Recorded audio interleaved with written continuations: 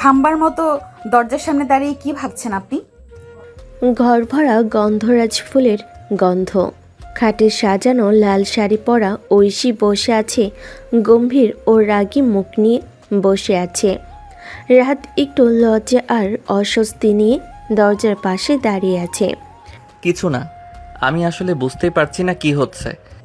আমিও বুঝতে পারছি না, তবে একটা কথা স্পষ্ট করে বলে দিতে চাই, এই বিয়ে আমি মানি না, মানব না, কোনোভাবেই মানব না আমি এই বিয়ে। কবুল পড়ে যে বিয়ে হয়ে গেছে সে বিয়ে মানেন না মানে? এখন তো সবাই জানে আমরা। ঐশী রাহাতকে থামিয়ে দিয়ে বলে, সবাই জানুক, আমি আপনাকে স্বামী হিসেবে মেনে নেব না। আমিও যে খুব শখ করে আপনাকে বিয়ে করেছি, বিষয়টা কিন্তু এমন নয়। আমারও ইচ্ছে ছিল না এভাবে হুট করে কোনো প্রস্তুতি ছাড়া বিয়ে করে ফেলার, কিন্তু ভাগ্যে ছিল অন্য কিছু। তাহলে খুবই ভালো, দুজনেই যেহেতু একমত, এই বিয়ে টিকিয়ে রাখার কোনো মানেই হয় না। একমত হলেও সমাজ তো একমত হবে না। তাছাড়া আমার পরিবারের সম্মান জড়িয়ে আছে এখানে। সমাজ সম্মান মাই ফুট। আমি সকালে ঢাকায় চলে যাব, আমার সমাজ আমাকে প্রশ্ন করবে না, আর আমার পরিবারও এই সম্পর্কে কিছু জানে না, আমি তাদের জানতেও দেব না। আপনি হয়তো পালিয়ে গিয়ে পার পেয়ে যাবেন, কিন্তু আমি তো গ্রামে থাকি। আমার এবং আমার পরিবারের সম্মানের কি হবে? সেটাও আপনার সমস্যা, আমি এসবের মধ্যে আটকে থাকতে চাই না। তাহলে আজ রাতে কি হবে? রাত কথাটা একটু দুষ্টমির ছলেই বলে, কি মানে?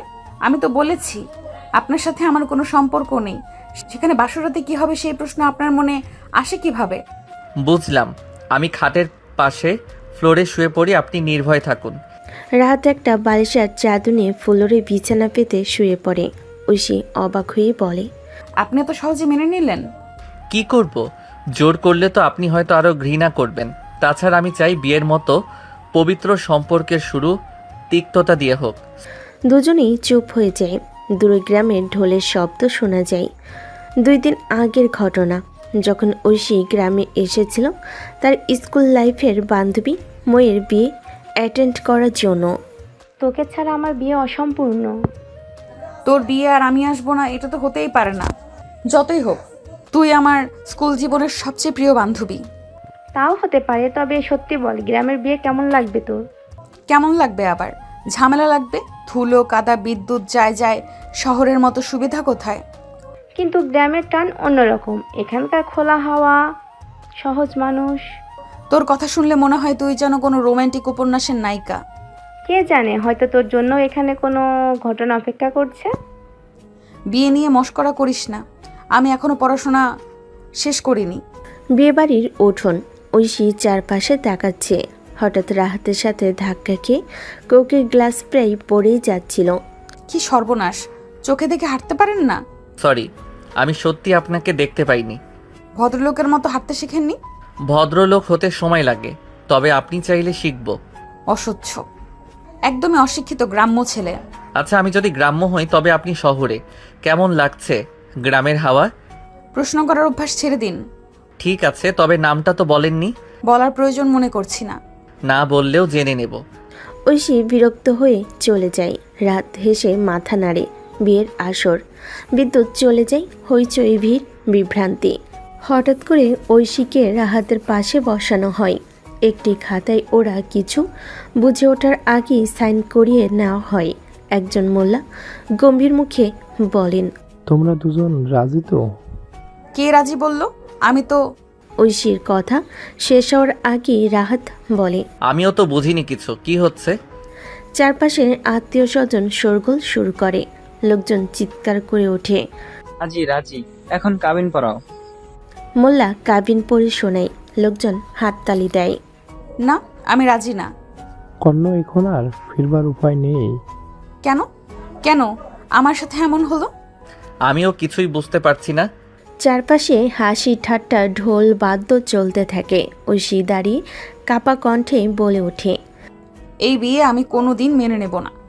বিয়ের পরের সকালে ঐশী ব্যাগ গুছাচ্ছে। রাহাত দরজার পাশে দাঁড়িয়ে আছে। চলে যাচ্ছেন?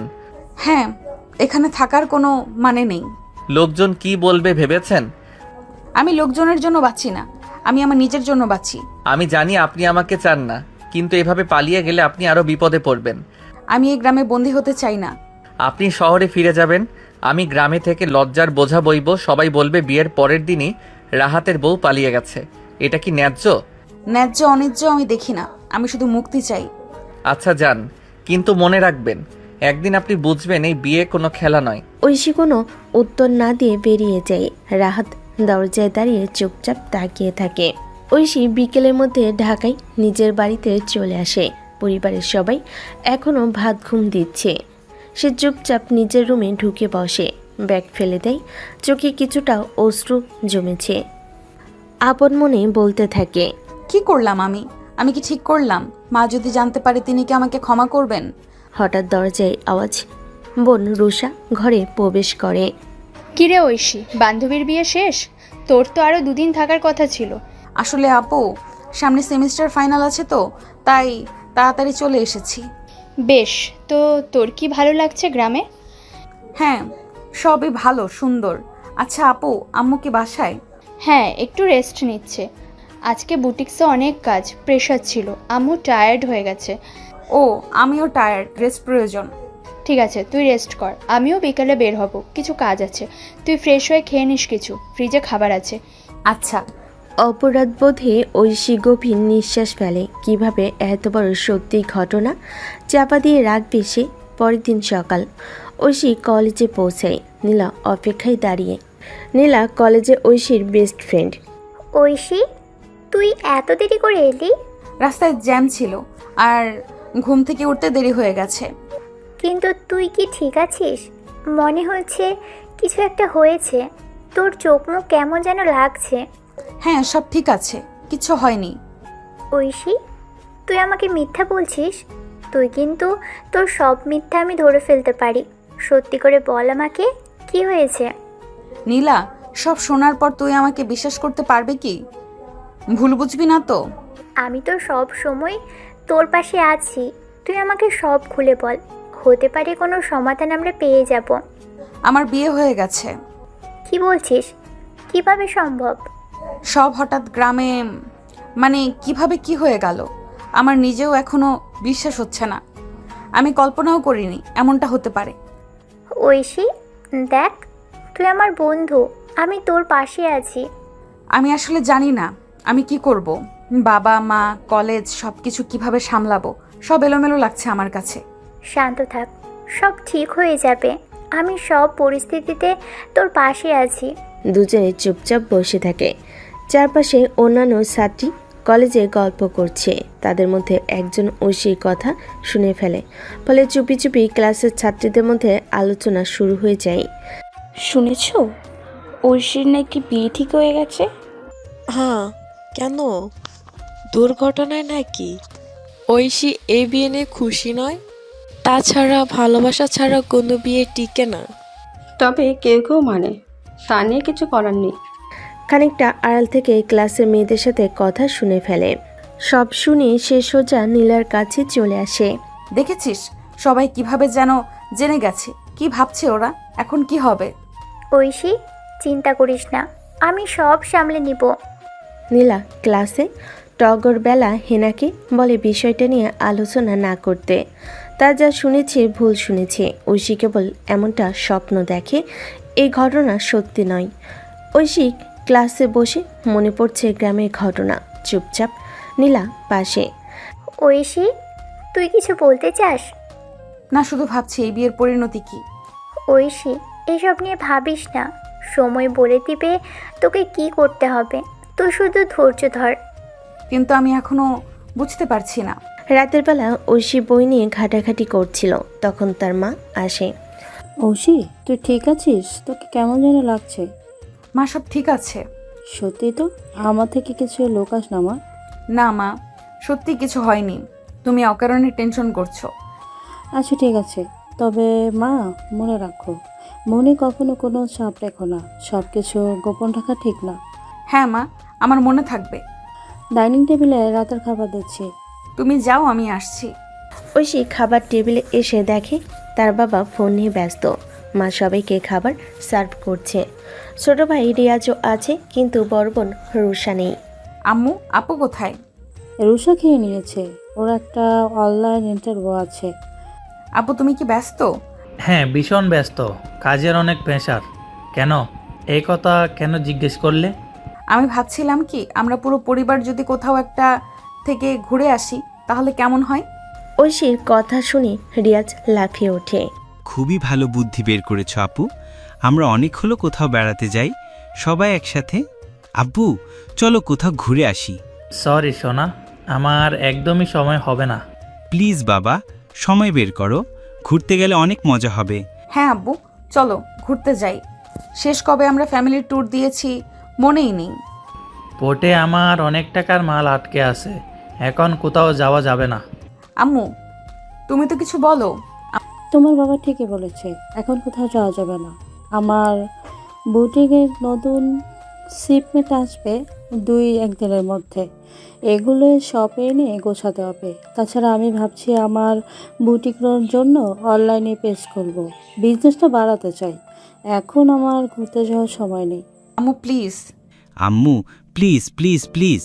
আব্বু প্লিজ চলো ঘুরতে যাই। রিয়া চুপ করো।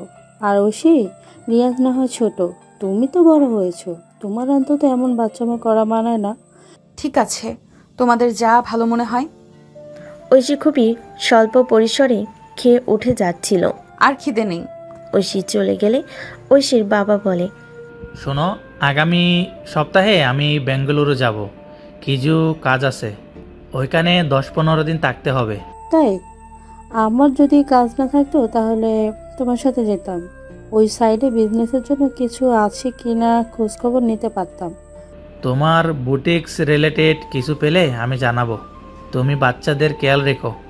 ওরা আর বাচ্চা নেই, বড় হয়ে যাচ্ছে, ওরা নিজেদের খেয়াল নিজেরাই রাখতে পারে। বাবা মায়ের কথাগুলো কিছুটা আড়াল থেকে রিয়াজ আর ঐশী দুজনেই শুনতে পেল। মনে কষ্ট নিয়ে ভাই বোন চলে যায়। দুজন রুষার রুমে যায়। কিরে তোরা কিছু বলবি? কি করছো তুমি?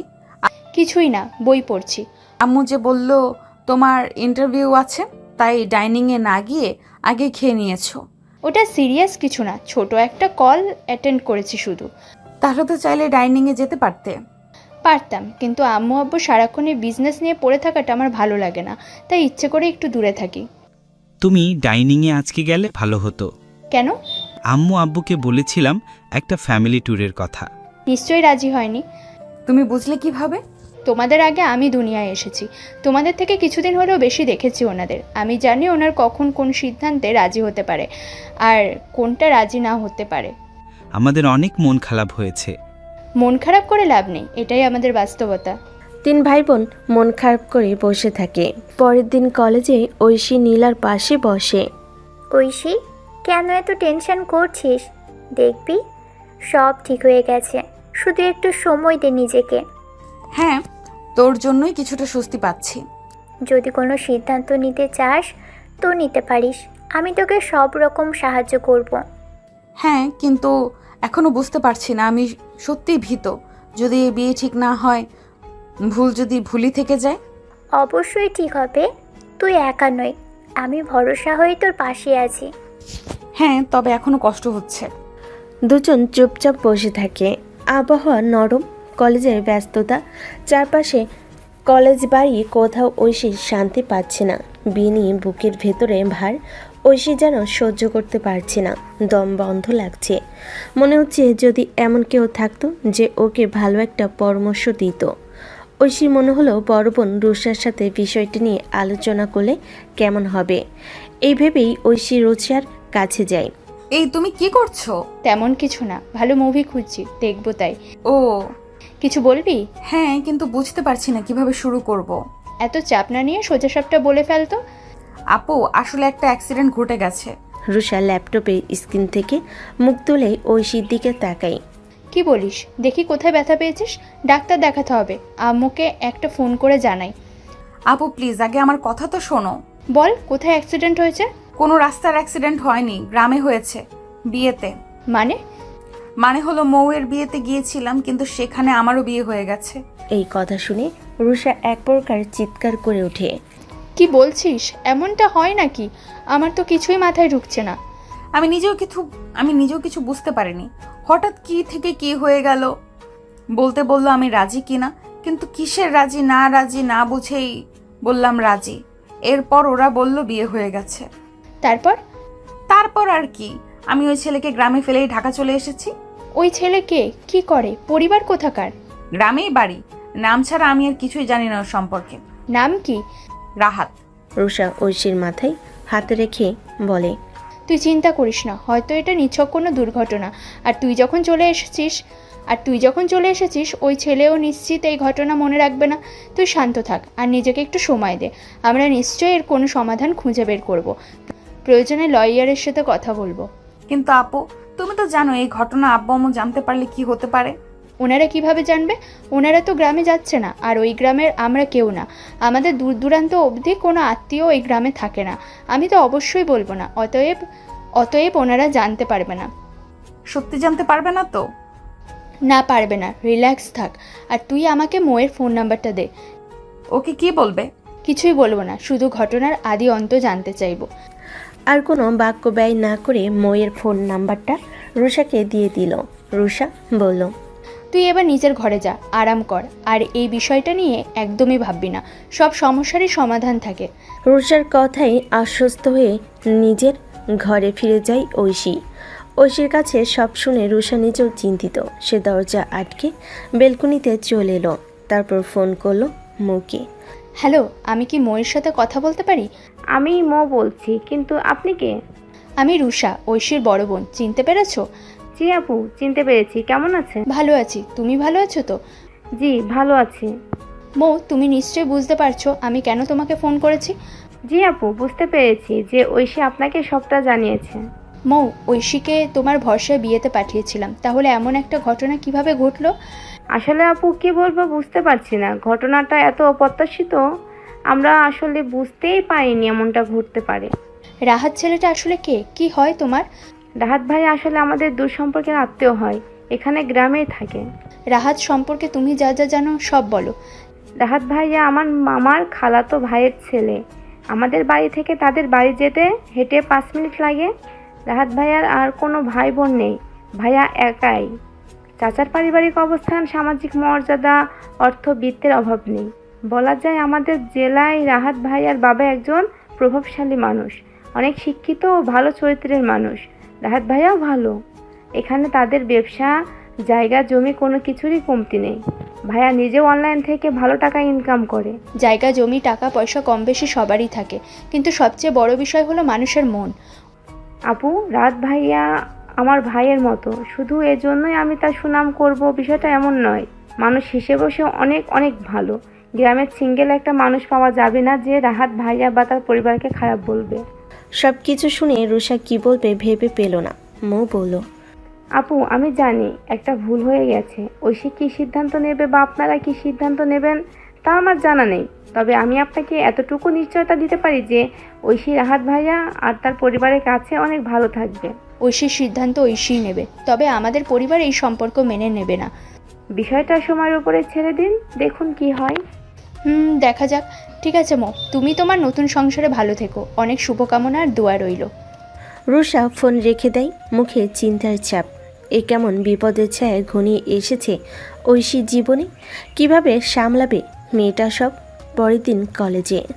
ঐশী, কেন এত টেনশন করছিস? দেখবি সব ঠিক হয়ে গেছে, শুধু একটু সময় দে নিজেকে। হ্যাঁ, তোর জন্যই কিছুটা স্বস্তি পাচ্ছি। যদি কোনো সিদ্ধান্ত নিতে চাস তো নিতে পারিস, আমি তোকে সব রকম সাহায্য করব। হ্যাঁ, কিন্তু এখনো বুঝতে পারছি না, আমি সত্যিই ভীত। যদি এই বিয়ে ঠিক না হয়, যদি ভুলই থেকে যায়। অবশ্যই ঠিক হবে, তুই একা নই, আমি ভরসা হয়ে তোর পাশে আছি। হ্যাঁ, তবে এখনো কষ্ট হচ্ছে। দুজন চুপচাপ বসে থাকে।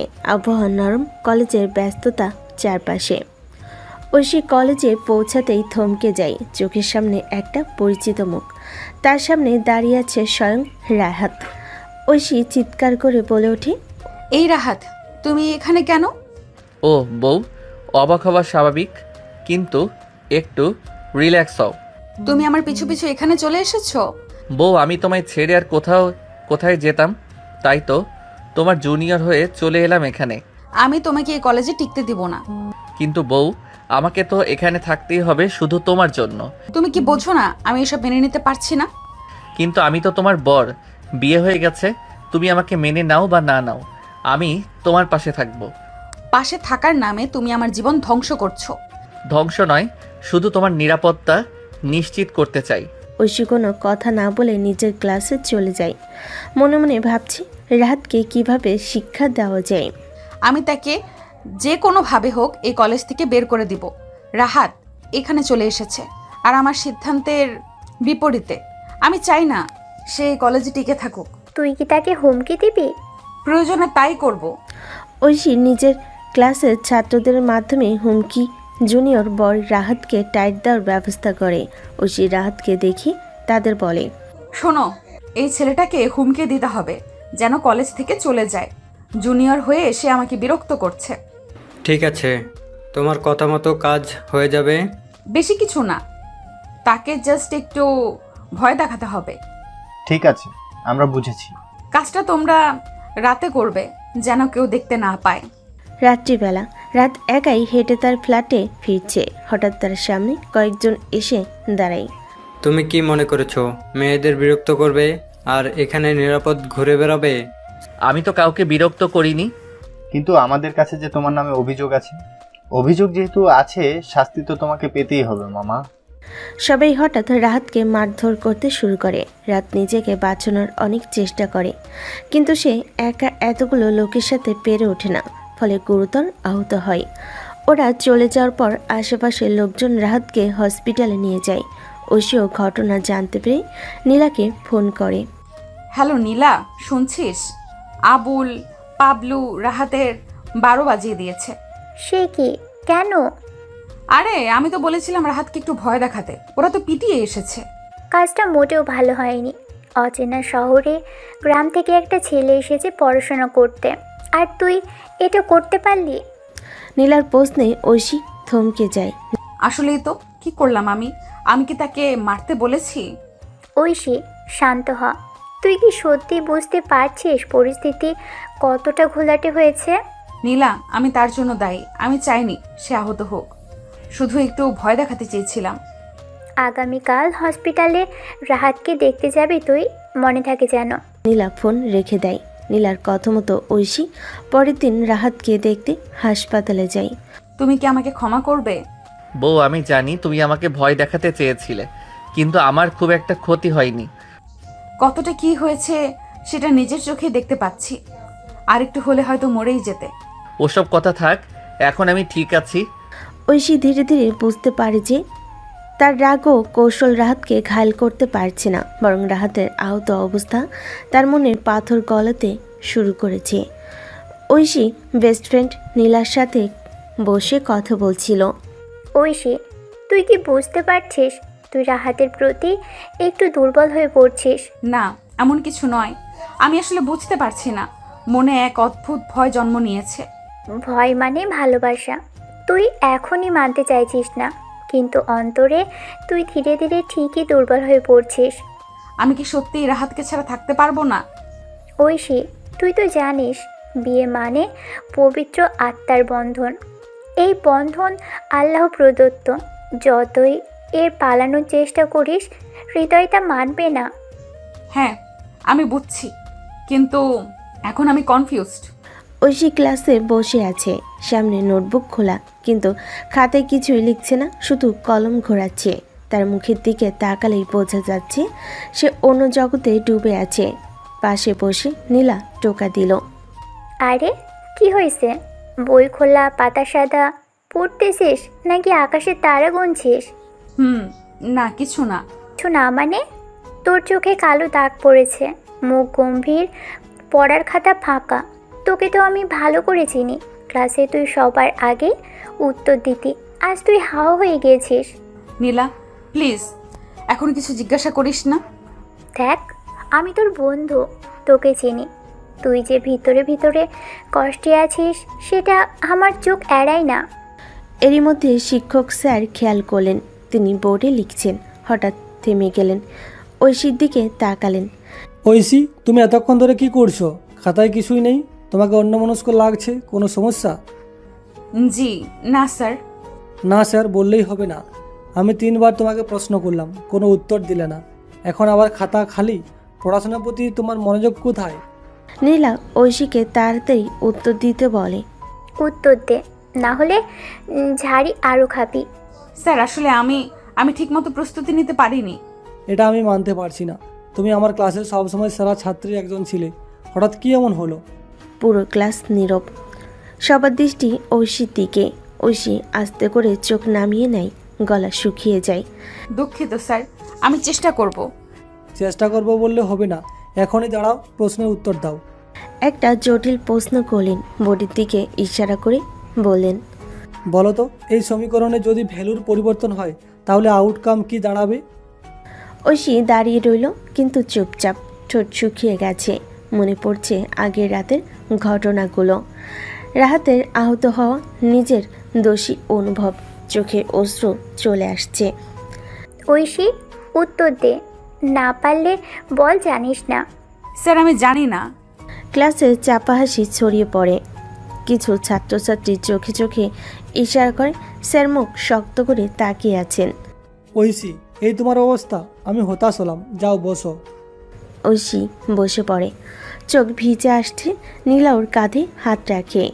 দেখলি, আমি বলেছিলাম তুই অস্বাভাবিক আচরণ করছিস। কি লুকাচ্ছিস আমার কাছ থেকে? কিছু না রে, আমি সামলে নেব। না, এবার আর গোপন করতে দিব না। কাল রাতে যা ঘটেছে সেটা নিয়েই তুই এমন, তাই না? গতকাল রাহাতের ঘটনা আমার মনে অনেক প্রভাব ফেলেছে। নীলা গভীরভাবে ঐশীর দিকে তাকাই। ঐশী মুখ ঘুরিয়ে জানালার দিকে তাকাই, যেন ভেতরে ভেতরে ভেঙে পড়ছে। ক্লাস শেষে করিডোরে সবাই বের হয়ে গেছে। ঐশী একা দাঁড়িয়ে আছে করিডোরে। নীলা তার পাশে। তুই জানিস, স্যারের চোখ এড়ে না কিছু। আজ তুই চুপ থাকলি, কাল হয়তো পুরো কলেজ বুঝে যাবে তোর ভিতরে ঝড় বয়ে যাচ্ছে। আমি জানি না নীলা, আমি নিজেই বুঝতে পারছি না কেন এতটা ভেঙে পড়ছি। এটা তো রাহাতের জন্যই। ঐশী চুপ। তার চোখে অপরাধবোধ আর অস্বস্তি খেলে যায়। নীলা ভুরু উঁচু করে তাকাই। বল না, এটা কি সত্যি? আমি জানি না নীলা। ঐশী ক্লাসের বাইরে বারান্দায় দাঁড়িয়ে আছে। তখন সে দেখতে পায় কলেজের গেট দিয়ে রাহাত প্রবেশ করে, সোজা তার ক্লাসরুমে চলে গেল। ঐশী চুপচাপ তাকিয়ে থাকে। আপন মনে সে বলে ওঠে, রাহাত সুস্থ হয়ে ফিরে এসেছে। গেট দিয়ে ঢুকে সোজা ক্লাসে চলে গেল, আমার দিকে একবার ফিরেও তাকালো না। ঐশীর কথার মাঝেই নীলা এসে উপস্থিত হয়। ও তোর দিকে তাকিয়ে কি করবে? তোর তো ওকে পাত্তা দেওয়ার সময় নেই। তাই বলে এইভাবে ইগনোর করবে? আর আমি যে ওর অসুস্থতার খবর পেয়ে ওকে হসপিটালে দেখতে গেলাম, তখন তো কত সুন্দর বউ বউ করছিল। তখন বউ বউ করেছে, আর এখন হয়তো ভাবছে ওর এত চেষ্টায়ও তোর মন গলবে না, তাই নিজের রাস্তা নিজেই দেখে নিচ্ছে। বললেই হলো, ওর আবার কিসের রাস্তা? দাঁড়া, আমি এক্ষুনি ওকে মজা দেখাচ্ছি। ঐশী সোজা রাতের ক্লাসে চলে এলো। রাত হাত ধরে টেনে ক্লাস থেকে বাইরে নিয়ে এলো। ঐশীর এমন কাণ্ডে রাত অবাক হয়। ঐশী, কি হচ্ছে এসব? হাত ছাড়ো। তুমি সুস্থ হয়ে ফিরে এসেছো, খুবই ভালো কথা, কিন্তু আমি যে বারান্দায় দাঁড়িয়েছিলাম, তুমি একবারও আমার দিকে তাকালে না কেন? তাকিয়ে কি করব? তুমি তো আর আমাকে মেনে নেবে না, তাই ভাবলাম এখন থেকে নিজের মতো থাকবো, তোমাকেও আর বিরক্ত করব না। এখন তুমি ক্লাসে যাও। ঐশী টেবিলে বসে নোট নিচ্ছে। হঠাৎ সিনিয়র ছাত্র আরিফ এসে দাঁড়ায়। ঐশী, একটু সময় পাওয়া যাবে? বলুন, কি ব্যাপার? কেমন আছো তুমি? ভালো। তুমি কি ব্যস্ত? দেখতেই তো পারছেন পড়ছি। যদি জরুরি কিছু বলার থাকে তো তাড়াতাড়ি বলুন। আসলে আমি অনেক দিন ধরেই ভাবছি তোমাকে একটা কথা বলবো, আজ আর চেপে রাখতে পারলাম না। কি বলতে চান সরাসরি বলেন। আমি তোমাকে পছন্দ করি ঐশী, শুধু পছন্দ নয়, আমি চাই তুমি আমার লাইফ পার্টনার হও। ঐশী হক চুকিয়ে যায়। আশেপাশে কজন বন্ধু কৌতূহল চোখে তাকায়। কি এমন ভাবে হঠাৎ করে? হ্যাঁ জানি, হঠাৎ বলে অবাক হয়েছ, কিন্তু আমি সিরিয়াস, তুমি ভেবে দেখো। দেখুন, আমার এসব বিষয়ে কোনো আগ্রহ নেই, দয়া করে আর কখনো এমন কথা বলবেন না। কেন? আমার প্রতি তোমার কোনো আগ্রহ নেই? কি কম আছে আমার? কিছু কম নেই, সবই আছে, কিন্তু আমি এসবে আগ্রহী নই। আমার জীবনে একটা লক্ষ্য আছে। আমি তোমার লক্ষ্য পূরণের ঢাল হয়ে থাকবো। প্রয়োজন নেই, আমি নিজেই আমার জন্য যথেষ্ট। অন্তত ভেবে দেখো, তুমি না বললে আমি অপেক্ষা করব। আরিফ চলে যায়। ঐশী বিরক্ত হয়ে মাথা নাড়ে। রাত কাছে এসে দাঁড়ায়। বাহ, সিনিয়র সাহেব তো বেশ সিরিয়াস মনে হলো। এসব নিয়ে তোমার মাথা ঘামানোর দরকার নেই। মাথা ঘামাই না তো, কিন্তু তুমি মন খারাপ করছো মনে হচ্ছে। এত সুন্দর একটা ছেলেকে রিফিউজ করলে হয়তো মনে হচ্ছে রিফিউজ না করলেই ভালো হতো। তোমার কোনো অধিকার নেই আমাকে এসব নিয়ে টিস করার। অধিকার নেই বুঝি, কিন্তু কষ্টটা কেন হচ্ছে ঐশী? আমার ভেতরটাই কেন কষ্ট হচ্ছে? ঐশী চুপ করে যায়, উত্তর খুঁজে পায় না। কলেজে বাৎসরিক অনুষ্ঠান শুরু হতে চলেছে। কলেজ অডিটোরিয়ামে ছাত্রছাত্রীদের ভিড়। শিক্ষক মঞ্চে উঠে অনুষ্ঠান ঘোষণা দেওয়ার জন্য প্রস্তুতি নিচ্ছেন। আগামী সপ্তাহে বার্ষিক সাংস্কৃতিক অনুষ্ঠান হবে, সবাইকে অংশগ্রহণ করতে বলছি। গান, নাটক, কবিতা যা পারেন। শ্রোতারা ফিসফিস করে কথা বলে। হঠাৎ রাত উঠে দাঁড়ায়। স্যার, আমি একটা গান গাইবো। তুমি গাইতে পারো? চেষ্টা করব স্যার। সবাই ফিসফিস করে। গ্রামের ছেলে গান গাইবে, হাস্যকর। ঐশী নীলা বলে, ছেলেটা কি একেবারেই বোকা? এত সাহস কোথা থেকে আসে? সাহস না, আত্মবিশ্বাস। দেখিস ঠিকই ভালো কিছু একটা করবে। দেখতে দেখতে অনুষ্ঠানের দিন চলে আসে। অডিটোরিয়াম ভর্তি। এক একে সবাই পারফর্ম করছে। রাত মঞ্চে উঠে মাইকের সামনে দাঁড়িয়ে চারপাশ দেখে নেয়। এই ছেলেটা তো গ্রামের, দেখি কি করে। রাত গান শুরু করে। সুরেলা কণ্ঠ, আবেগ ভরা গলা। ধীরে ধীরে অডিটোরিয়াম নিস্তব্ধ হয়ে যায়। সবাই মনোযোগ দিয়ে শোনে। ওর কণ্ঠ এত ভালো আমি তো কখনো ভাবিনি। গান শেষ হলে করতালিতে ফেটে পড়ে। শিক্ষকরা মুগ্ধ হয়ে ওঠেন। অসাধারণ রাত, তুমি আসা আমাদের চমকে দিলে। দর্শকরা ইনকোর ইনকোর বলে চিৎকার করতে থাকে। রাত হেসে মঞ্চ থেকে নেমে আসে। নীলা ঐশীর দিকে তাকায়। তুই তো দেখছি বেশ আবেগপ্রবণ হয়ে গিয়েছিস। চুপ কর তো, আমি শুধু গানটা ভালো লেগেছে ব্যাস। ওটাই আস্তে আস্তে অন্য কিছু হয়ে যাবে, দেখিস। রাত বাইরে আসছে। ঐশী দাঁড়িয়ে আছে চুপচাপ। গানটা ভালো লেগেছে? মন্দ হয়নি। তোমার মুখে প্রথম প্রশংসা শুনলাম। আমি কোনো প্রশংসা করিনি, শুধু বলেছি মন্দ হয়নি। মন্দ নয় মানেই ভালো। তুমি মানতে চাইছিস না শুধু। এখন থেকে আমি নিজের মতো থাকবো, তোমাকে বিরক্ত করব না। ঐশী কিছু বলতে গিয়ে থেমে যায়। তার চোখে অদ্ভুত দ্বিধা, রাগ, কনফিউশন আর কোথাও যেন লুকানো টান। নিজের কথাগুলো বলে রাত তার ক্লাসে ফিরে যায়। রাতের এই ইগনোর ঐশী সহ্য করতে পারছে না। তার ভেতরটা দুমড়ে মুচড়ে যাচ্ছে। ঐশীর ফিরতেই নীলা তাকে জিজ্ঞেস করে, কি রে, কি বললো রাহাত? বলল সে নিজের রাস্তা নিজেই খুঁজে নিয়েছে। আমি যেহেতু সম্পর্কটা মেনে নিচ্ছি না, সে আর আমার পেছনে পড়ে থাকবে না। বাহ, এতে তো তোর খুশি হওয়ার কথা। আমি খুশি হতে পারছি না। আমার বুকের ভেতরটা কেমন যেন করছে। রাহাত এত ধৈর্যশীল, সে অনেক চেষ্টা করছে, কিন্তু এত তাড়াতাড়ি হার মেনে নেবে আমি বুঝতে পারিনি। তোর কি ভীষণ কষ্ট হচ্ছে? হ্যাঁ হচ্ছে, কেমন অদ্ভুত অনুভূতি। এমন সময় দেখা গেল রাত তার ক্লাসের একটা মেয়ের সাথে বেশ ঘেঁষাঘষি করে ক্যান্টিনের দিকে যাচ্ছে। এই দৃশ্য দেখে ঐশীর প্রচণ্ড খারাপ লাগলো। সে বলল, দেখলি নীলা, দেখলি কত সুন্দর আরেক মেয়ের পেছনে ঘোরা শুরু করেছে, অথচ দুদিন আগেও আমার জন্য হাপিত্তেশ করে মরছিল। তাতে তোর কি? তুই কি জেলাস ফিল করছিস? হ্যাঁ, আমার ভেতরে এক হালকা জেলাসি কাজ করছে। জেলাসি প্রেমে পড়ার লক্ষণ। তুই গেলি রে ঐশী, তুই গেলি। রাত ক্লাসমেটদের সাথে বই ভাগাভাগি করছে, পরীক্ষার নোট দেখাচ্ছে। রাতের সহযোগিতা ক্লাসের অন্যদের মধ্যে তার প্রতি ভালো ইমপ্রেশন তৈরি করছে।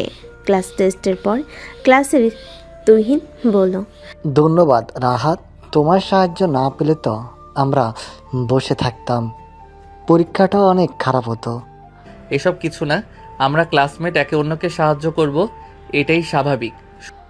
তোমার মনোভাব অনেক ভালো রাহাত।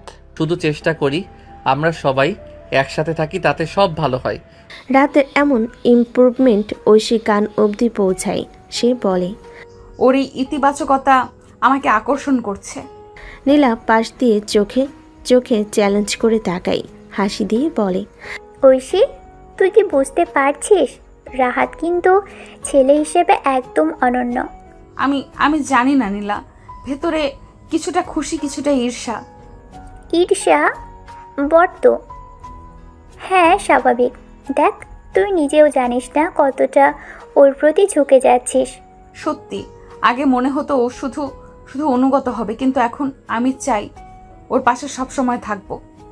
এটাই বিয়ে নামক সম্পর্কের মাধুর্য। যতই দূরে পালানোর চেষ্টা করিস না কেন, কিন্তু ভালোবাসা চূড়ান্তভাবে কাছে টেনে আনে। রাত যতই চেষ্টা করুক কেন জানি যে ঐশী ভাবনা থেকে দূরে থাকতে পায় না। পরের দিন রাহাত ক্লাস শেষে ঐশীর কাছে আসে। ঐশী, তুমি কেমন আছো? চলছে। ক্লাস শেষ হলো, তুমি চাইলে আমরা একসাথে লাঞ্চ করতে পারি। রাহাতের এই প্রস্তাবে ঐশী খুশি হয়, কিন্তু রাজি হয় কিনা বুঝতে পারে না। একসাথে লাঞ্চ? হ্যাঁ, যদি তোমার কোনো আপত্তি না থাকে তো। ঐশী ভিতর মৃদু কাঁপছে, অনুভব করছে রাতের এই ছোট্ট যত্ন তার হৃদয় স্পর্শ করছে।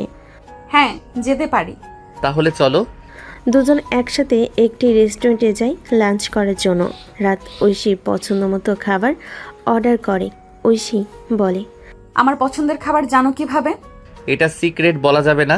সিক্রেট জিনিসটা আমার পছন্দ না। কিন্তু তুমি আমার সম্পর্কটাকে সিক্রেট বানিয়ে রেখেছো। এটা আমি বাধ্য হয়ে করছি। আমার সমস্যা তুমি বুঝবে না। তুমি আমাকে বলে তো দেখো, আমি সব সমস্যা সমাধান করে দেব। কিছু সমস্যার কোনো সমাধান থাকে না। রাত আর কথা পারে না। দুজন চুপচাপ খেয়ে যার যার বাসায় চলে যায়। পরের দিন ক্লাসে রাহাতকে ঘিরে অনেক ছেলে মেয়ে। কেউ কেউ নোট চাচ্ছে, কেউ সাহায্য চাইছে। রাত সবাইকে সাহায্য করে সাধ্যমতো। রাহাত, তুমি কি আমাদের সাথে সেশন করতে পারো? অবশ্যই, আসো সবাই একসাথে পড়বো। রাহাত সবাইকে নিয়ে মাঠের একপাশে গোল করে বসে পড়াশোনা শুরু করে। ঐশী দূর থেকে রাহাতের কাণ্ড দেখে। কত মানুষকে সাহায্য করবে, আর আমি ভেতরে জেলাস ফিল করছি। ঐশী, দেখছিস তো তোর বর কত জনপ্রিয়? হ্যাঁ, আমি দেখছি, কিন্তু এটা ভালো লাগছে, আবার খারাপও লাগছে। সবাই ওর হেল্প নিলেও আমি নিতে পারবো না, কারণ আমি ওর সিনিয়র। তাতে কি, হতেও তো পারে যে রাহাত তোকেও পড়া দেখিয়ে দিবে, যদিও এটা কেবল কাছে যাওয়ার একটা উছিলা মাত্র। নীলা, আমি বুঝতে পারছি না, ভেতরে খুশি আর কিছুটা ঈর্ষা মিশে আছে। ঐশী, এটা স্বাভাবিক। তুই যে রাহাতকে নিজের জীবনের অংশ মনে করতে শুরু করেছিস, সেটাই বুঝে দিচ্ছে। হ্যাঁ, ভেতরে ভেতরে আমি আসলে আনন্দিত যে সে হার মেনে নেওয়া ছেলে নয়, সে চেষ্টা করে। তুইও যা, দেখ তোর রোমিও তোর মনের পরে বুঝে নেবে। নীলার চাপাচাপিতে ঐশী রাহাতের কাছে যায়। ততক্ষণে রাহাতের ক্লাসমেটরা সবাই চলে গেছে। একটু হেল্প কি আমিও পেতে পারি? আরে ঐশী, তুমি বসো। ঐশী রাহাতের পাশে বসে পড়ে। রাহাত বলে, বলো কি সাহায্য লাগবে? এই লিস্টটা দেখিয়ে দাও। এটা তো অনেক সহজ, এসো বুঝিয়ে দেই। নোটবুক নাও, নোট করতে হবে। ঐশী ভিতরে মৃদু আনন্দ অনুভব করে। রাহাতের ধৈর্য, যত্ন এবং মৃদু হাসি সব মিলে তার হৃদয় সফট হয়ে যায়। নীলার ঘরটা আজ পুরো অচেনা রকম উত্তেজনায় ভরে গেছে। বাসে হঠাৎ মেহমানে ভর্তি হয়ে উঠেছে। নীলা, তুমি এতদিন পড়ছো, এখন আর কিছু করতে হবে না। রাহুল গ্রামের ছেলে হলেও সে অনেক ভালো, তোমার জন্য ঠিক আছে। কালই তার সাথে তোমার বিয়ে। শ্বশুরবাড়িতে গিয়ে এখন গুছিয়ে সংসার করা শুরু করো। মা, আমি এখন কি বলবো? আমি পড়াশোনার মাঝে বিয়ে করব? আমি চাই না। আমি আমার সিদ্ধান্ত নিজে নিতে চাই। সেই সময় আর নাই, এখনই সঠিক সময় বিয়ে করার। আমরা যা ঠিক করব তোমার তাই করতে হবে। নীলা দম বন্ধ রুমে ভেতর দিয়ে ধাক্কা দিয়ে বসলো। সে জানতো একা তার কাছে কোনো সমাধান নেই। সে চটজলদি ঐশীকে ফোন করে। হ্যালো নীলা, কি হলো? তুই ক্লাসে কেন আসলি না? নীলা ফোনে কেঁদে উঠল। সে বলল, ঐশী, আমার মা জোর করে আমাকে বিয়ে দিয়ে দিয়েছে। এখন থেকে অন্য বাড়িতে বিয়ে করে গিয়ে সংসার সামলাতে হবে। আমি কি করব জানি না। আমার কিচ্ছু ভালো লাগছে না। ঐশী চুপ থাকলো এক মুহূর্ত, তারপর ধীর স্বরে বলল, শোন নীলা, শান্ত হ। তুই একা না, আমি আছি। আর প্রয়োজনে রাহাতের সাহায্য নেব, সে নিশ্চয়ই সাহায্য করবে। কিন্তু ঐশী, তুই তো রাহাতের সাথে আমার জন্য সত্যিই কি কিছু করতে পারবি? ঠিক তাই, আমরা দুজনে চেষ্টা করব। প্রথমে শুধু বলবো তুই ঠিক কি চাস, আমি শুনবো। এরপর রাহাতও ফোনে যুক্ত হলো। হ্যালো নীলা, আমি জানি কি চলছে, আর যদি চাও আমি তোমার পাশে থাকবো, ভয় পাওয়ার কিছু নেই। কিন্তু তারা তো আমার মতামত মানবে না, তারা শুধু বলে ঠিক করা। আমি কি করব? নীলা, তুমি একবার গভীর নিঃশ্বাস নাও, আমি আসবো, ঐশীও সঙ্গে থাকবে, আমরা চেষ্টা করে দেখব। ঠিক আছে নীলা, আজই আমরা তোর বাবা মার সঙ্গে বসবো। তুই শুধু আমাদের উপর ভরসা রেখো, আমরা একসাথে আছি। পরদিন নীলা হালকা নার্ভাস হয়ে তাদের ঠিক জায়গায় অপেক্ষা করছিল। ঐশী এসে দাঁড়ালো রাহাত পাশে। শুরু করি? হ্যাঁ, আমি প্রস্তুত। তারা তিনজনই নীলার মায়ের সামনে দাঁড়ালো। আন্টি, আমরা জানি আপনি মেয়ের জন্য সব ঠিক করতে চাইছেন, কিন্তু নীলা নিজের মতো করে পথ বেছে নিতে চায়। আমরা চাই আপনি একবার শুনবেন কি চায় নীলা। মা চুপ হয়ে রইল, তিনি পরিস্থিতি বোঝার চেষ্টা করছেন। নীলা মনে একরাশ সাহস নিয়ে বলল, মা, আমি এখন বিয়ে করতে চাই না, আমি পড়াশোনা শেষ করতে চাই। আমার জীবন আমি নিয়ন্ত্রণে হোক, আমি চাই না কেউ জোর করে ঠিক করুক। আমি নীলার পাশে আছি, আমরা নিশ্চিত করব তার চাওয়া এবং স্বপ্ন সব ঠিক থাকবে, সে চাপের মধ্যে নয়, আমরা সমর্থন দেব। দেখো, তোমরা আমার ছেলে মেয়ের মতো, মেয়েদের জীবনের সমীকরণটা অন্যরকম। আমরা যতই বড় বড় ডিগ্রি নেই, শেষে সেই হেসেল ঠেলতেই হয়। আমাকেও তাই করতে হয়েছে, আমার স্বপ্নগুলোকে মাটি দিতে হয়েছে। যেখানে আপনি আপনার স্বপ্ন মাটি হতে দেখেছেন, সেখানে কেন চাইছেন নীলার স্বপ্ন মাটি হয়ে যাক? নীলার স্বপ্নগুলো নষ্ট না করে আপনি ওর পাশে ছায়ার মতো সাপোর্ট হয়ে থাকতে পারেন, যেন আপনার স্বপ্নগুলোর মতো ওর স্বপ্নগুলোও শেষ না হয়ে যায়। জীবনের মোড়গুলো অনেক কঠিন, প্রতি পদে ধাক্কা খেতে হয়। তোমরা এখনো সেই সময়টা পাও, ধাক্কা খাওনি, তাই জন্য জীবনের কঠিন বাস্তবতাগুলো বুঝতে পারছো না। আন্টি, কেবল শিক্ষার জোরে জীবনের প্রতিটা কঠিন মুহূর্ত বুদ্ধিমত্তার সাথে পার করা যায়। আপনি নিজেকেই দেখুন, আপনি সুশিক্ষিত বলেই কিন্তু নীলার মতো একটি সভ্য মেয়ে তৈরি করতে পেরেছেন।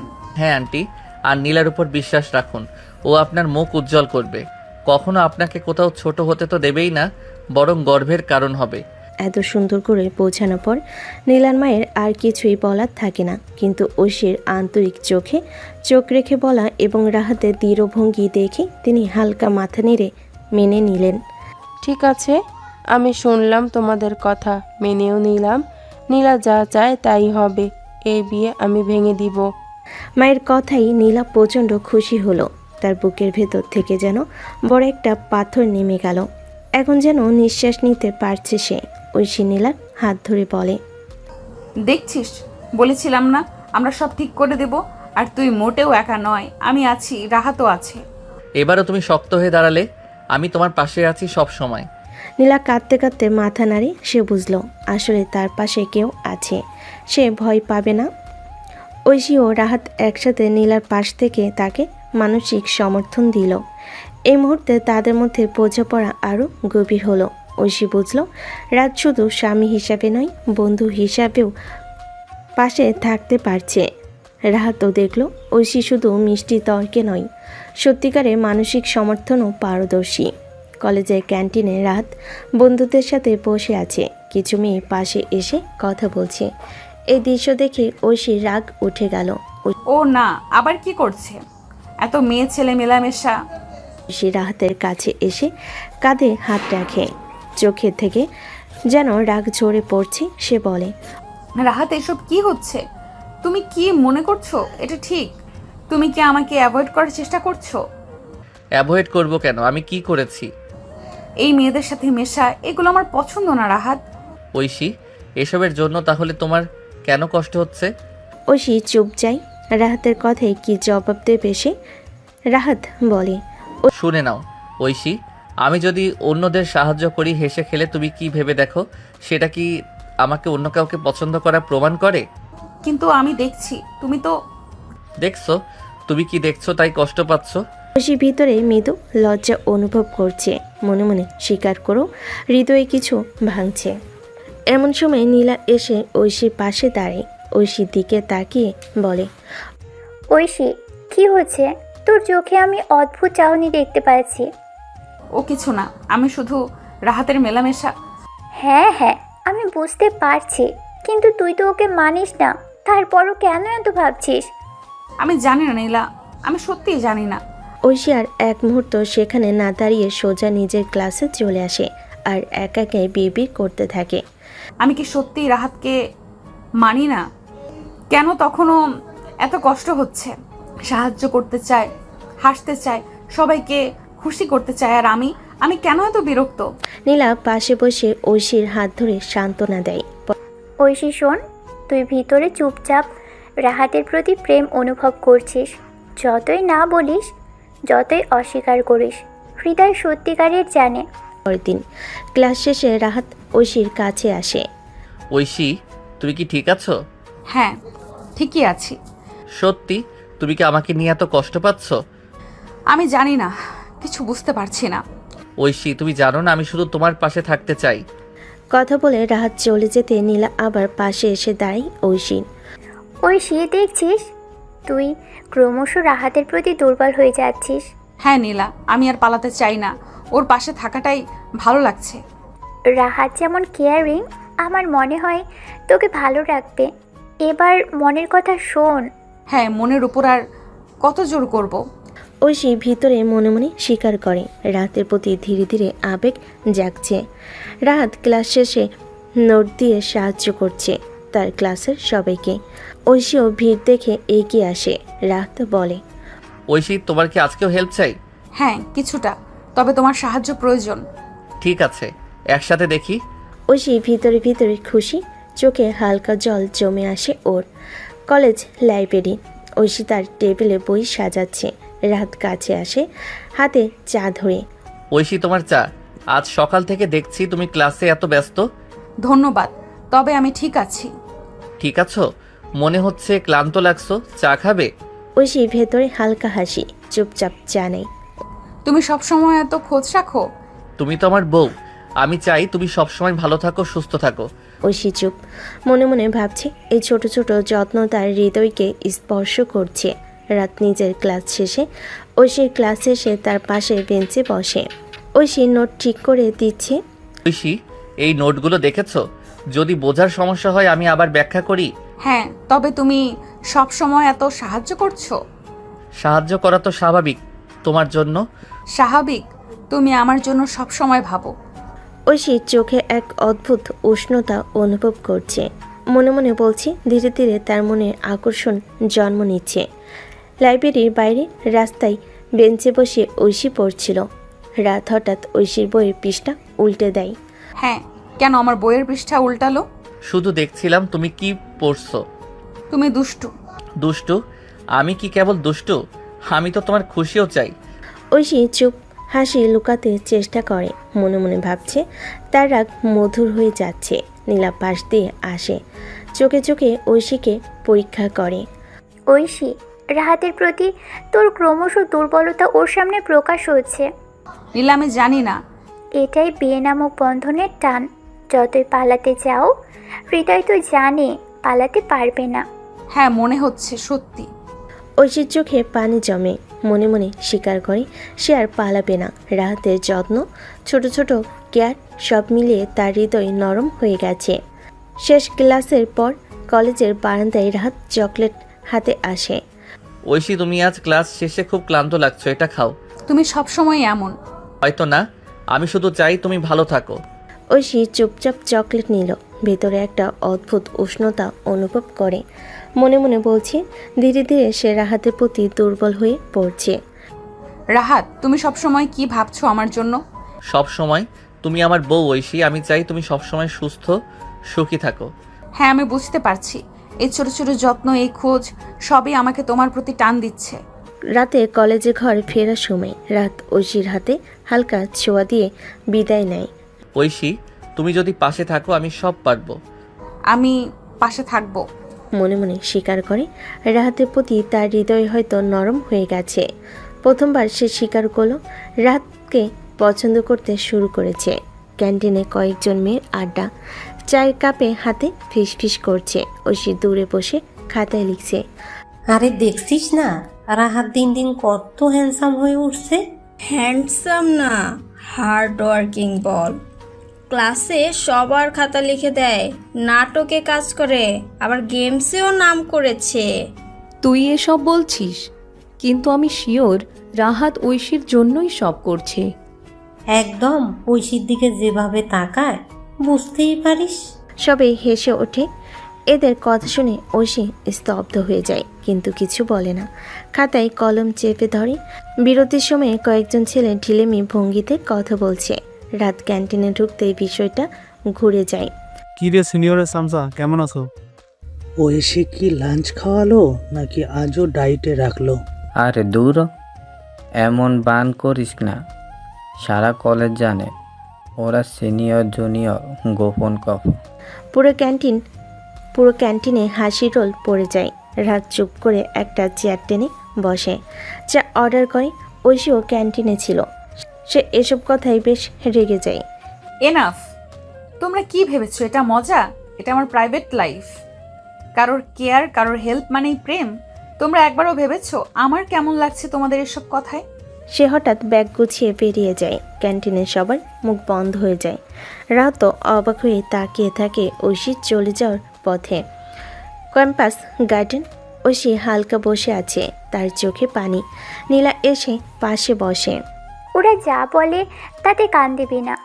নীলা, আমার কিছু হয়নি, তবুও কেন সবাই আমাকে নিয়ে বাজে কথা বলে? আমি চাই না কেউ আমার ক্যারিয়ার, রেপুটেশন নিয়ে হাসাহাসি করুক। হয়তো রাহাতের প্রতি তোর কিছু না কিছু আছে বলেই তোকে এত কষ্ট দিয়েছে। আমি বুঝতে পারছি না কিছু। ক্যাম্পাসের করিডোরে ঐশী হাঁটছে। হঠাৎ রাহাত এসে দাঁড়ায়। Oishi, 1 minute please. কি চাও? আজকের ঘটনার জন্য আমি দুঃখিত। আমি চাইনি কারো কথায় তুমি কষ্ট পাও। তা দুঃখিত বললে হবে? তুমি তো আসলেই এমন আচরণ করো যাতে ওরা কিছু বলার সুযোগ পায়। তুই গাইছো আমি সবার থেকে দূরে থাকি। আমি চাই আমার নাম কারো ঠোঁটে যেন না ওঠে। দুজনেই চুপ। টান টান নীরবতা। হঠাৎ ঐশী দূরত্ব চলে যায়। রাত দীর্ঘশ্বাস ফেলে দাঁড়িয়ে থাকে। রাতে ঐশী পর টেবিলে বসে, খাতার দিকে তাকিয়ে আছে। নীলা ফোনে ভিডিও কল করেছে। কি রে, এত মন খারাপ কেন? জানিস, আমি চাই না কেউ আমাকে নিয়ে হাসাহাসি করুক। অথচ কেন জানি যখন রাহাতকে নিয়ে মজা করে তখন ভেতরে ভেতরে অন্যরকম লাগে। মানে ঈর্ষা লাগে, তাই না? আমি জানি না। ঐশী চুপ হয়ে যায়। নীলা শুধু মুচকি হেসে তাকিয়ে থাকে স্ক্রিনের ওপাশ থেকে। রাত সকালে কলেজ যাওয়ার আগে তার মাকে একটা ফোন করে। হ্যালো মা, কেমন আছো? শরীরটা খুব একটা ভালো না। কেন, কি হয়েছে? বাচ্চা মাথা ঘুরছে, জ্বরও আছে।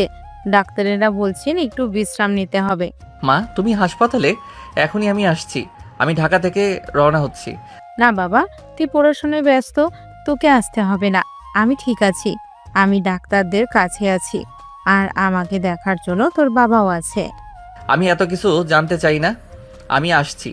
রাত ফোন কেটে চিন্তিত হয়ে পড়ল। তার চোখে উদ্বেগের ছাপ। সে ঐশীকে ফোন করলো। হ্যালো ঐশী, মা অসুস্থ। আমি এখন তাকে দেখতে গ্রামে যাচ্ছি। যদিও জানি না জিজ্ঞেস করা উচিত হবে কিনা। তুমি কি যাবে আমার সাথে? আমি তো তোমার সঙ্গে আসতে পারবো না, কিন্তু আমি আপডেট রাখবো ওখানে কি হচ্ছে। আমি শুধু ফোনেই খবর নিব। তুমি চাইলে আমি এখানে ভালো ডাক্তারদের সাথে কথা বলি। না, তুমি এখন কলেজে যাও, আমি একা সামলাতে পারবো। রাহাত, তুমি জানো আমি কেমন চিন্তিত। শুধু বলতে চাই, আমাকে আপডেট দিও, আমার টেনশন হচ্ছে। রাত বাড়িতে যাওয়াই ঐশীর মন কাঁপছে। সে নিজেই চুপচাপ চিন্তিত হয়ে রাস্তায় দাঁড়ালো। ঐশী নিজেই বলতে থাকে। রাহাত কি ঠিক আছে? মা অসুস্থ, রাহাত একা কি সামলাতে পারবে? কলেজের মধ্যে ঐশী ভেতর ভেতর চিন্তায় বিভোর। ক্লাসের মধ্যে বসে ফোন বারবার চেক করত। ঐশীর এই অবস্থা দেখে নীলা বলল, ঐশী কি হয়েছে? তোকে অনেক চিন্তিত দেখাচ্ছে।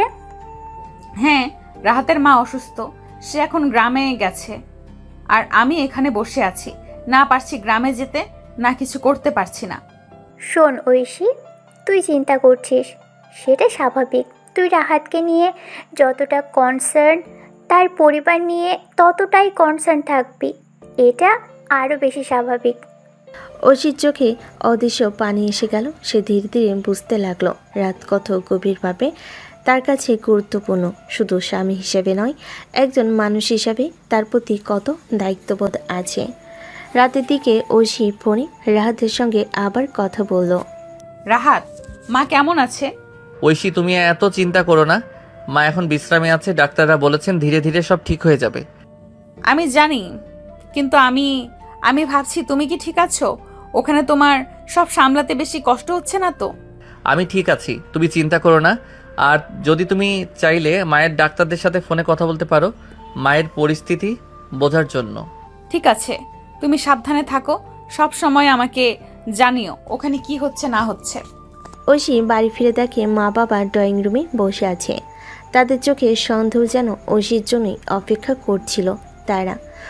ঐশী, কোথা থেকে এত দেরি? কি এত রাজকার্য করেছিলে তুই কলেজে?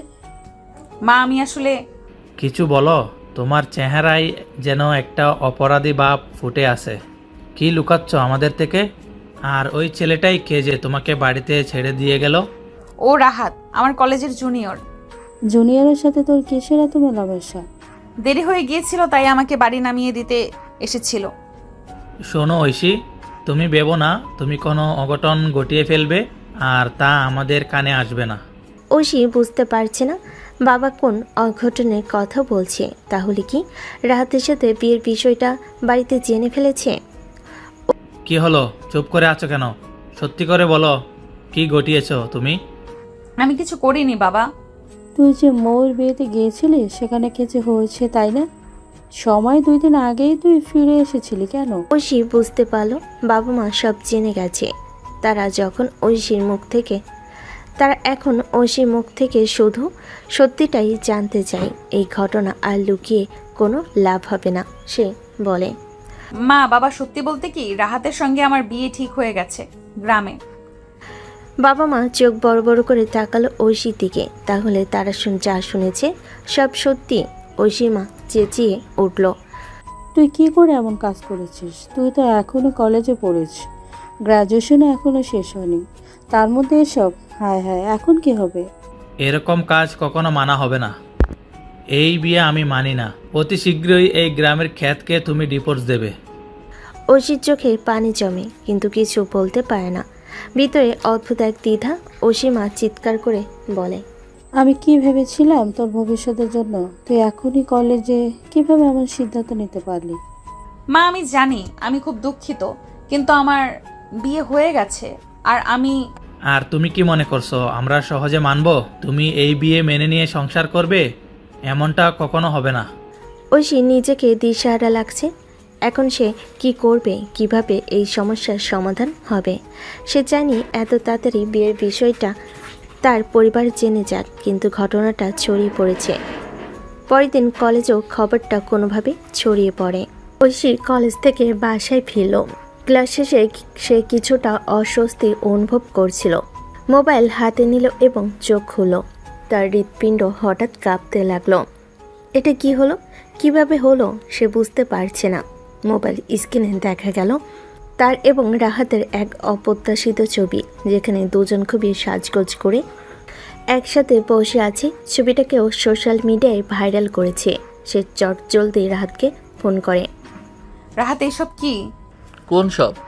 কিসের কথা বলছো? তুমি এখনো কিছু জানো না? কিছু দেখোনি? না তো। তুমি প্লিজ খুলে বলো সবটা। তুমি কিসের কথা বলছো আমি বুঝতে পারছি না। কলেজের গ্রুপে কেউ আমাদের বিয়ের ছবি পোস্ট করে দিয়েছে। সর্বনাশ, এটা কি করে হলো? কে করেছে এটা? জানি না, আমি এই বিষয়ে কিছু জানি না। আমার খুব ভয় লাগছে। আমি বুঝতে পারছি, কিন্তু বিশ্বাস করো আমি এমন কিছু করিনি। এটা আমার দোষ নয়। হয়তো আমার কোনো বন্ধু ভুলবশত ছবিগুলো নিয়ে পোস্ট করে দিয়েছে। ভুলবশত? সবাই দেখছে, হাসাহাসি করছে। তুমি খুব ভালো করেই জানো আমার পরিবার এই বিয়েটা মানছে না। তারা ডিভোর্সের জন্য আমাকে প্রেশার দিচ্ছে, কেন যেন জানতে না পারে, তাই তারা গোপনে আমাকে প্রেসারাইজড করছে। তুমি কি বুঝতে পারছো এই ঘটনার পর আমার উপর দিয়ে কি পরিমাণ ঝড় বইবে? আমি জানি। প্লিজ তুমি একটু শান্ত হও। মা বাবাকে আগে থেকে বলার চেষ্টা করো না। আমি সব ছবি এখনই ডিলিট করার ব্যবস্থা করছি। কতক্ষণ করবে তুমি? তুমি যতক্ষণে কাজটা করতে ততক্ষণ পুরো দুনিয়া জেনে যাবে। আমি আর কোথাও মুখ দেখাতে পারবো না। ঐশী তুমি ভেঙে পড়ো না প্লিজ, আমি দেখছি কি করা যায়।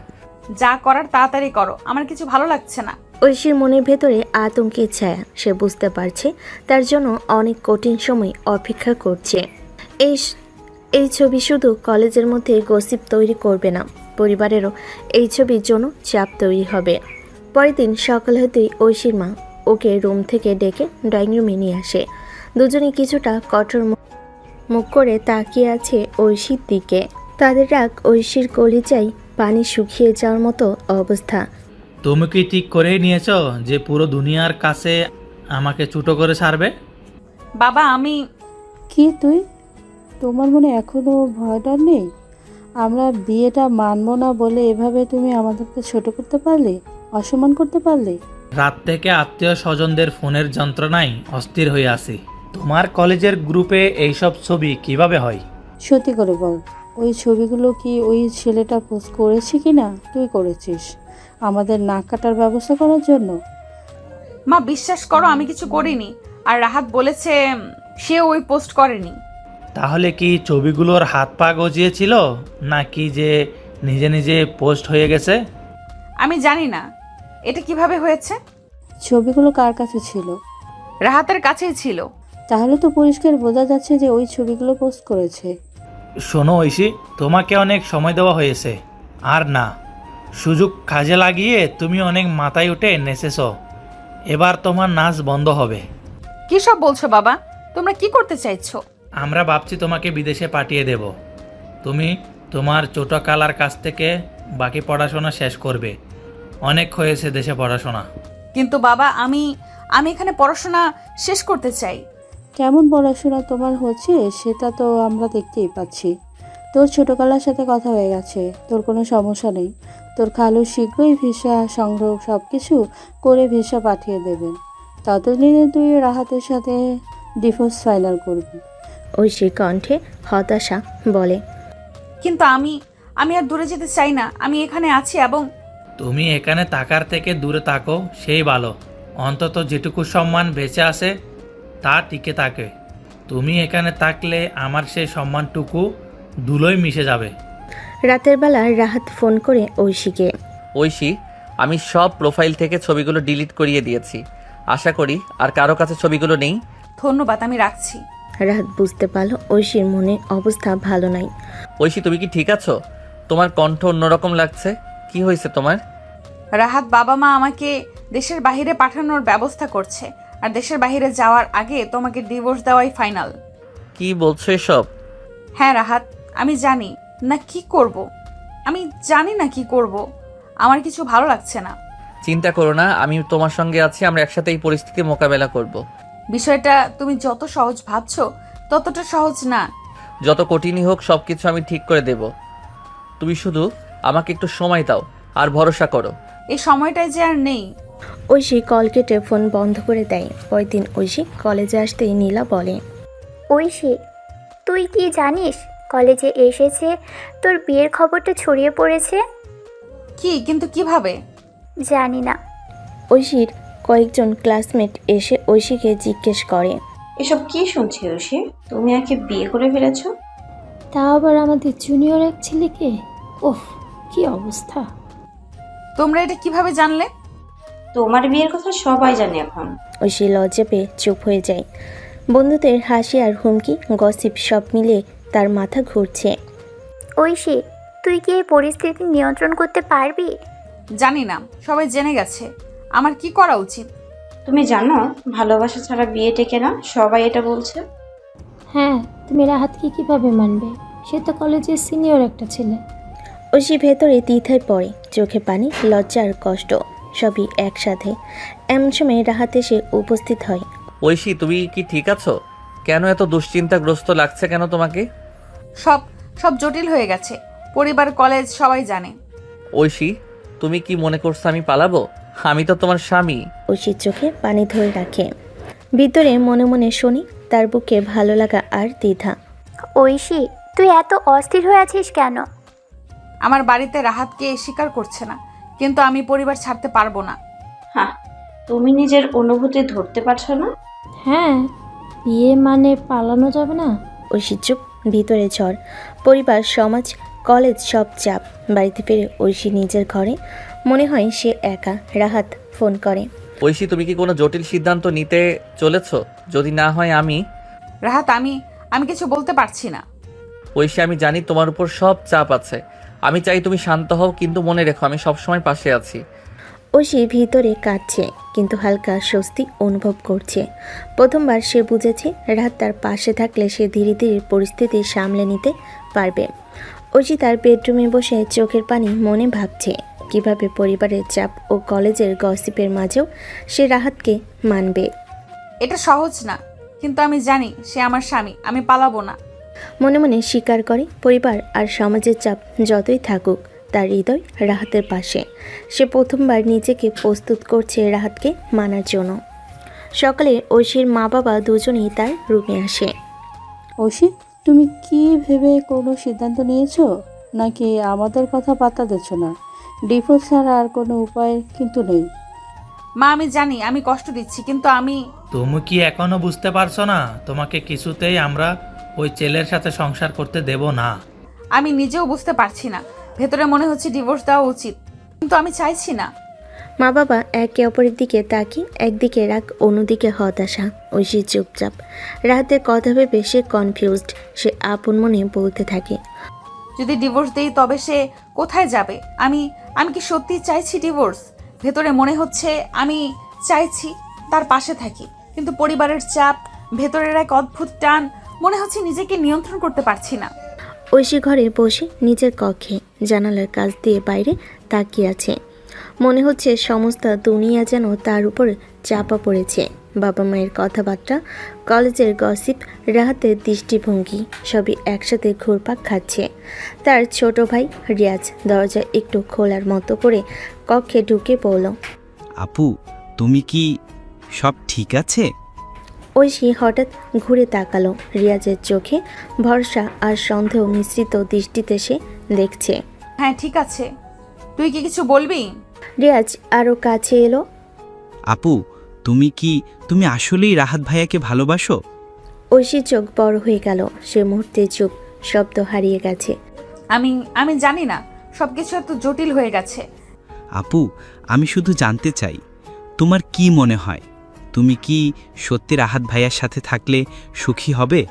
রিয়াজ, তুমি এখনো অনেক ছোট, এসব বুঝতে পারবে না। জীবন কখনো কখনো আমাদের জন্য কঠিন হয়ে যায়। আমরা শুধু চেষ্টা করি সব কঠিন সময়গুলোকে পার করে ভালো থাকার। আপু, হয়তো জীবন বলেই আমাদের কাছে সহজের মূল্য বেশি, কিন্তু আমরা তো যা ভালোবাসি তা কাছে রাখতে চাই। তুমি কি সত্যি রাহাত ভাইয়াকে ভালোবাসো? হয়তো ভালোবাসি, হয়তো ভালোবাসি না, আমি আসলে বুঝতে পারছি না। যদি ভালোবাসো তাহলে ভাইয়ার পাশে থাকো, আর যদি ভালো না বাসো তাহলে দূরে থাকো। এতে হয়তো তোমাদের দুজনের জন্যই ভালো হবে। ঐশী একটু হাসি দেয়, কিন্তু তা কষ্টের। সে বলে, তুমি ঠিক বলেছ, আমি ওকে ভালোবাসি না, কিন্তু আমি ভয় পাচ্ছি। পরিবার, সমাজ সবই আমাদের কাছে চাপ। আমি চাই সব ঠিক হোক। আপু, আমি শুধু চাই তুমি খুশি হও। আমি সব সময় তোমার পাশে আছি। ঐশীর ভেতরে অবসাদ একটু নরম হয়ে এলো। সে রিয়াজকে জড়িয়ে ধরল। ধন্যবাদ, তোমার কথা আমাকে সাহস দিয়েছে। আমি চেষ্টা করব। রিয়াজ চুপচাপ রইল, কেবল ঐশীর হাত ধরে। গ্রাম থেকে রাহাতের বাবা মা শহরে আসে ঐশী পরিবারের সঙ্গে দেখা করতে। ভাই সাহেব, ঘটনাক্রমে যেহেতু বিয়ে হয়ে গেছে, আমরা চাইছি ঐশী আর রাহাত একসাথে থাকুক। রাহাত আমাদের ছেলে, আমরা চাই সে সুখে থাকুক। আমাদের কাছে এটা মানা সম্ভব হবে না। আমরা কোনোভাবেই বিয়ে মেনে নেব না। হ্যাঁ, আমাদের মেয়ের ভবিষ্যৎ ধ্বংস হয়ে যাচ্ছে। ওই অজপাড়া গাইয়ে আমার শহুরে কোনোভাবেই মানিয়ে নিতে পারবে না। আমরা ঐশীকে নিজেদের মেয়ের মতো করে রাখবো, ওকে কখনো কোনো কষ্ট পেতে দিব না। আমাদের উপর ভরসা করতে পারেন। আমরা জানি পরিস্থিতি জটিল, কিন্তু ডিভোর্সই সমাধান নয়। ওরা একে অপরকে ভালোবাসে। ভালোবাসাবাসি আমাদের পরিবারে চলে না। আমরা মেয়েকে নিয়ে কোনো ঝুঁকি নিতে চাই না। মেয়েকে ক্ষতিগ্রস্ত হতে দেব না। এই দুর্ঘটনা একমাত্র সমাধান ডিভোর্স। আপনারা ওটা মেনে নিন, তাহলে দুই পরিবারের মঙ্গল। রাত চুপচাপ কিছু বলতে পারছে না। ঐশী চোখে পানি ধরে রাখছে। মনে হচ্ছে তার ভেতরে দ্বিধা বেড়ে যাচ্ছে। শত চেষ্টা করেও রাহাতের বাবা মা ঐশীর বাবা মাকে বোঝাতে না পেরে ব্যর্থ হয়ে ফিরে গেলেন। ঐশী নিজের রুমে আপন মনে কথা বলছে। ডিভোর্স? কি আমি দিতে পারবো? রাহাত, তুমি কি সত্যি চাইছো যে আমি ডিভোর্স দেই? এমন সময় রাহাতের ফোন আসে ঐশীর কাছে। ঐশী, আমি চাই তুমি যেন বোঝো, আমি তোমাকে হারাতে চাই না। আমি যা করব তা সবই তোমার জন্য। ঐশীর চোখে পানি, ভেতরে ভাঙ্গা মন। সে বুঝতে পারে যে ডিভোর্স দেওয়া মানে শুধু পরিবারের চাপ মানা নয়, বরং নিজের হৃদয়কেও ভেঙে চুরে গুঁড়ো করা। ঐশী নীরবতা দেখে রাহাত বলে, ঐশী, আমি জানি পরিবার চাপ দিচ্ছে, তুমি চিন্তা করো না। আমি জানি, কিন্তু ভেতরে ভেতরে তুমি যা ভাবছো আমি বুঝি। আমি চাই আমরা একসাথে থাকি। আমি এখন কি করব? তোমার মন যা চাই তাই করবে। তুমি যেই সিদ্ধান্ত নেবে আমি মাথা পেতে নিব। রাহাত, তুমি হাল ছেড়ে দিচ্ছ? না, তোমাকে সিদ্ধান্ত নেওয়ার মতো সময় দিচ্ছি। আমি পরিবার সহ আগামীকাল গ্রামে ফিরে যাচ্ছি। আর কখনো এই শহরে ফিরবো না। কেন? এই পাথরের শহর আমাকে কিছুই দেয়নি। ঐশী, তুমি যদি সত্যি আমার সাথে থাকার মতো সিদ্ধান্ত নিতে পারো তাহলে আগামীকাল রাত 9টায় কমলাপুর রেল স্টেশনে চলে এসো। আর যদি মনে হয় তুমি আমাকে ডিভোর্স দিবে তাও দিতে পারো, আমি তোমাকে কোনো বাধা দিব না। জীবনের এই গলিতে এসে এবার তোমার সিদ্ধান্ত নেওয়ার পালা। ঐশীর চোখে পানি ধরে। প্রথমবার মনে হচ্ছে সে সত্যি রাহাতকে বোঝে এবং তার পাশে থাকার ইচ্ছা শক্ত। পরের দিন ঐশী কলেজে যায়। বন্ধু নীলা কাছে এসে বলে, ঐশী, তুই কি বুঝতে পারছিস? তুই চাইলে নিজের বিয়ে টিকিয়ে রাখতে পারিস। পরিবারের চাপ যতই থাকুক, তুই রাহাতকে হারাস না। হ্যাঁ, ধীরে ধীরে বুঝতে পারছি। তার যত্ন, ভালোবাসা সবই আমাকে শক্তি দিচ্ছে। ঐশী ভিতরে স্থির। সে প্রথমবারের মতো সত্যি নিজের সিদ্ধান্ত নেওয়ার মতো দৃঢ় হয়ে উঠেছে। রাত 9টা, কমলাপুর স্টেশন। রাত পরিবার নিয়ে অপেক্ষা করছে ট্রেনের জন্য। আনমনে রাত নিজেই বলে ওঠে, ঐশী, আমি জানি না তুমি আসবে কিনা। তুমি যদি আসো না আমার সব চেষ্টা বৃথা হবে। রাহাতের মা ছেলের মনে অবস্থা বুঝতে পারেন। সে রাহাতের কাছে এসে বলে, বাবা, হোক দুর্ঘটনা, তবুও তোর সাথে ঐশীর বিয়েটা হয়ে গিয়েছিল। আমরা তো মেনে নিয়েছি। আমরা মেনে নিলে কি হবে? তারা তো আর আমার ছেলে মেনে নেয়নি। ভাগ্যে যা হওয়ার তাই তো হবে। তবে আমি এখনো আশা ছাড়িনি। নিশ্চয়ই ঐশী আসবে। দেখিস রাহাত, ভেতরের ভালোবাসা থাকলে কেউ ওকে আটকে রাখতে পারবে না।